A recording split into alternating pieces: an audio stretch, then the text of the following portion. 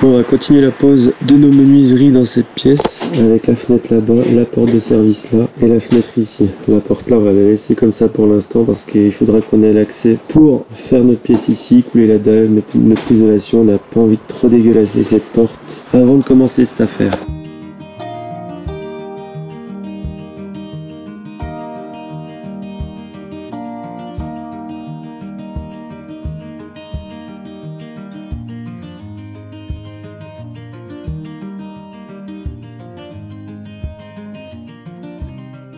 On est toujours sur une pose en applique, donc avec nos petites pattes là, on en met une à peu près au niveau de chaque fiche, là où on va gonder notre porte pour que ça tienne principalement à ces endroits-là.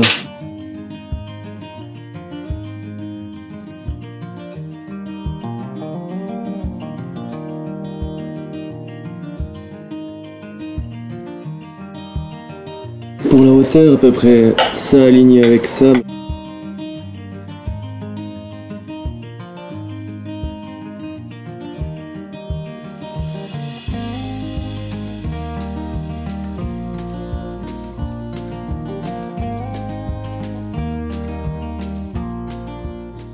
Niveau largeur, on est pas mal. Donc là, on présente pour faire les petits trous ici au perfo. Après, on met des chevilles, des vis. On essaye d'en fixer. Puis après, on règle. Puis on met la porte et puis go.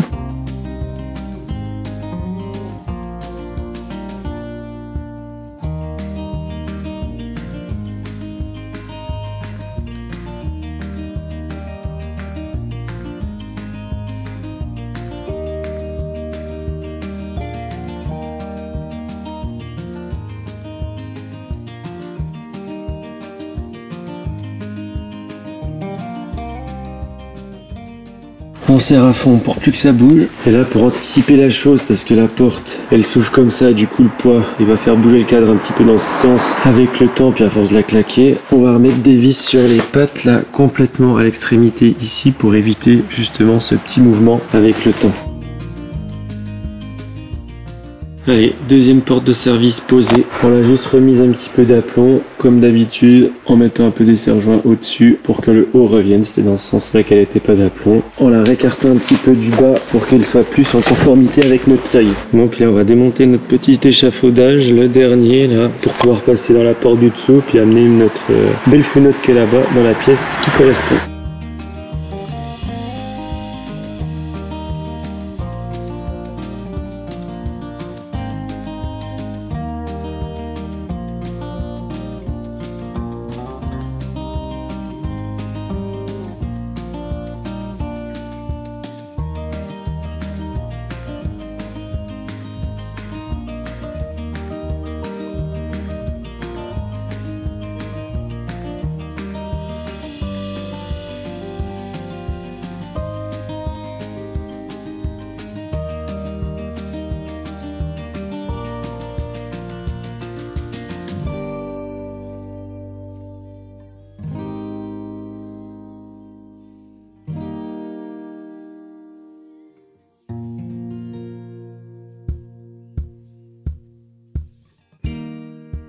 On rajoute une petite couche de contreplaqué pour être ajusté sur la hauteur par rapport à nos deux bords de fenêtre là, puis que quand on va mettre le compriband, bah, ce soit pas le compriband qui prenne cette largeur là, qu'on en a déjà une, et puis que le compriband lui soit un peu plus compressé pour pas que l'air passe.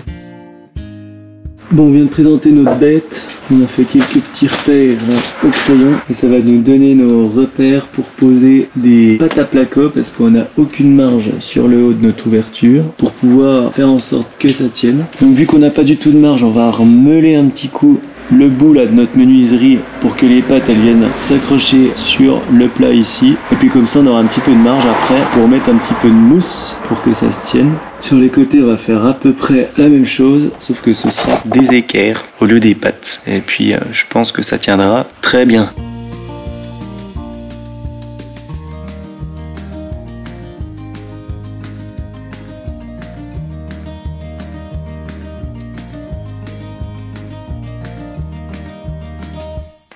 Du coup voilà le petit trou avec lequel on va pouvoir accueillir notre patte et puis fixer finalement en haut de notre linteau. Puis après on pourra enfiler notre petite bavette de mousse pour pouvoir en injecter ici et que ça tienne et puis que ça fasse une petite étanchéité à l'air également.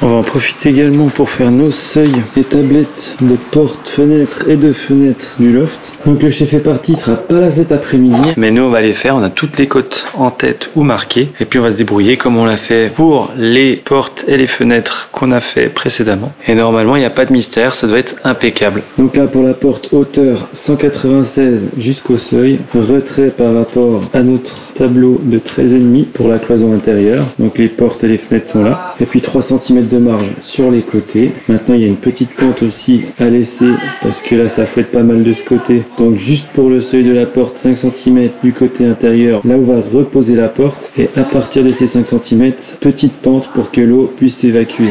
Ici un petit peu de la même façon, 96 cm de hauteur, leur gingot à l'intérieur sur une hauteur d'un litho et puis 4 cm d'épaisseur ici. Mais par contre il va falloir répéter un petit peu le plot là comme on l'avait fait pour la petite fenêtre des toilettes dans l'autre appartement de l'autre côté, parce que sinon on va être trop juste et puis 1 ou 2 cm de béton, bah ça suffit pas pour que ce soit solide. Donc c'est parti pour nos deux petites machinations là, on va être impeccable.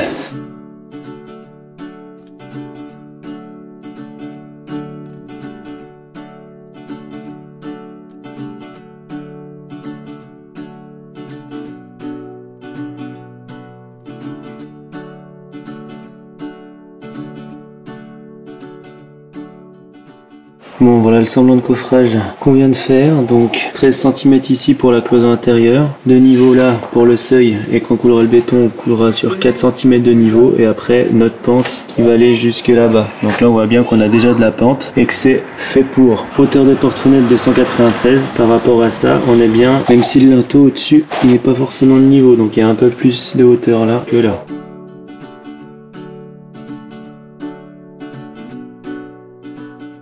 Bon bah c'est bien, maintenant on va pouvoir coffrer le tout et le tour sera bien joué. Avec notre hauteur de 96 cm qui arrive ici à notre doigt, on va coffrer 4 cm d'épaisseur, donc avec un 4-6 pour pouvoir faire notre appui de fenêtre sur cette partie là. Et puis il y aura également notre gingot qui va s'abaisser d'un litho, donc 2 cm et demi. Et puis après petite pente jusqu'à la fin de notre tablette ici.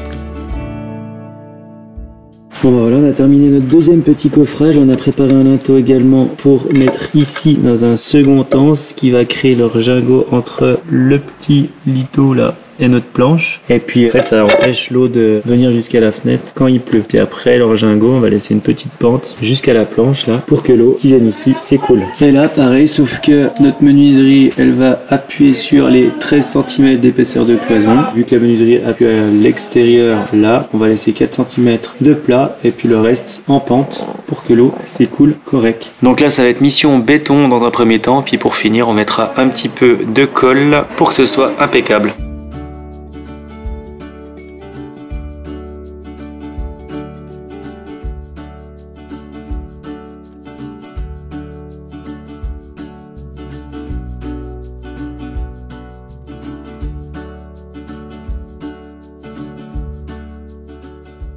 Bon, la première partie du deuxième coffrage est remplie avec du béton pour l'instant. Donc là, on va agrémenter avec un petit peu de treillis également, juste pour que ça fasse qu'un bloc. Et puis après, on finira avec un petit peu de colle, donc sable et ciment, pour que ce soit nickel et puis qu'on puisse accueillir nos menuiseries dès demain.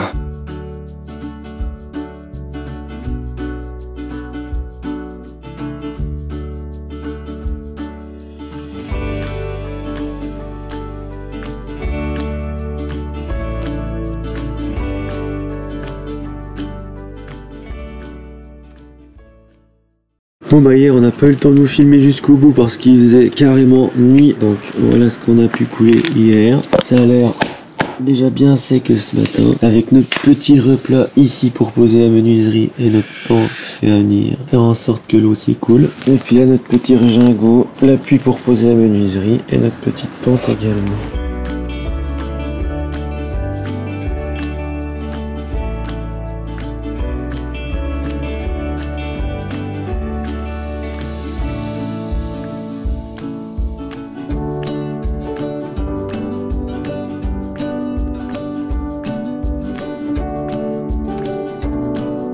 Allez, on va s'attaquer à la pose de la porte-fenêtre qui va venir ici, là où on a fait notre seuil hier.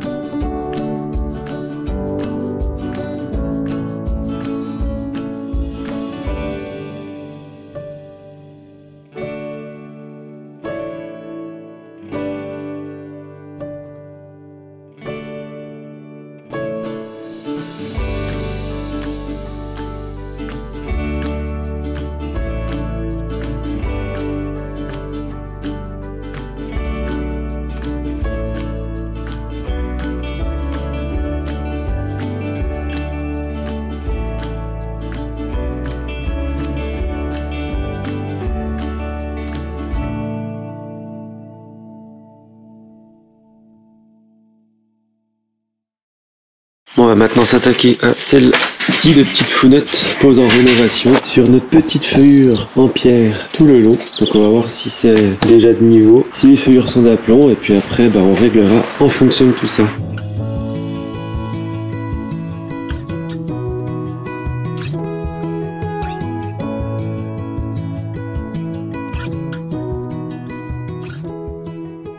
Bon là on vient juste de présenter notre fenêtre pour pouvoir approximativement voir où on va mettre notre bavette à l'extérieur pour que notre fenêtre à l'intérieur ici elle soit centrée à droite et à gauche pour qu'on puisse la régler par rapport à l'aplomb s'il y a besoin. Donc on se laisse un peu de marge à l'intérieur et du coup on a tracé des petits traits pour pouvoir mettre notre bavette de 2 éléments en place. Donc là on voit qu'on a moins de marge à gauche qu'à droite, mais du coup à l'intérieur on a toute la marge que l'on veut, en tout cas 1 ou 2 cm de chaque côté pour pouvoir se régler un petit peu plus tard.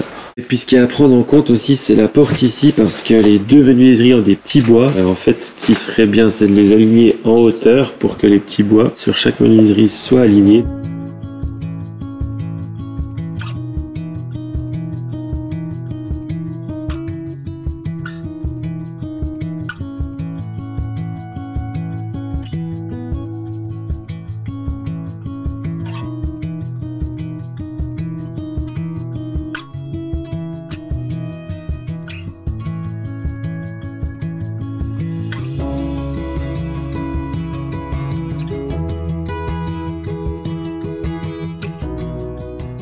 Bon là on est pas mal en bas, on a mis un bois de 4 cm d'épaisseur pour être le plus haut possible pour correspondre à notre porte avec les petits bois de notre fenêtre. Et là du coup pour gérer le faux aplomb, parce que là elle est d'aplomb par rapport à ce qu'on voudrait, ça veut dire que nos feuillures elles sont pas du tout d'aplomb, et bon on va tailler un petit bois qui va venir entre notre menuiserie et puis notre feuillure au-dessus pour la tenir, et puis sur les côtés on mettra mousse et silicone pour l'étanchéité, et puis normalement après on va pouvoir se fixer à gauche et à droite dans les petits trous qui sont conçus en pré-perçant et puis en mettant des chevilles comme on a l'habitude de faire pour chacune des menuiseries.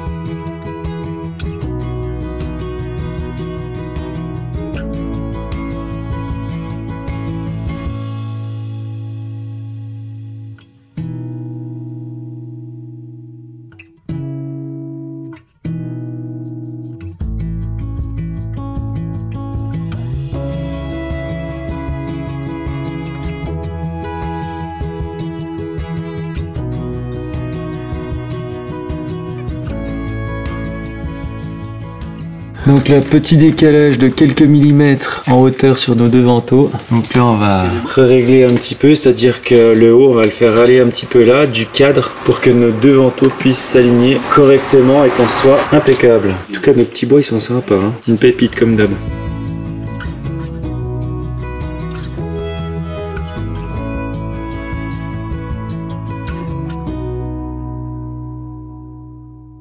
Voilà, maintenant on est pile aligné entre les deux. Donc ça rend plutôt pas mal la pièce avec ces petites menuiseries installées. Et dehors, on est de mieux en mieux, hein. Ça commence à avoir vraiment de la gueule cette façade ici.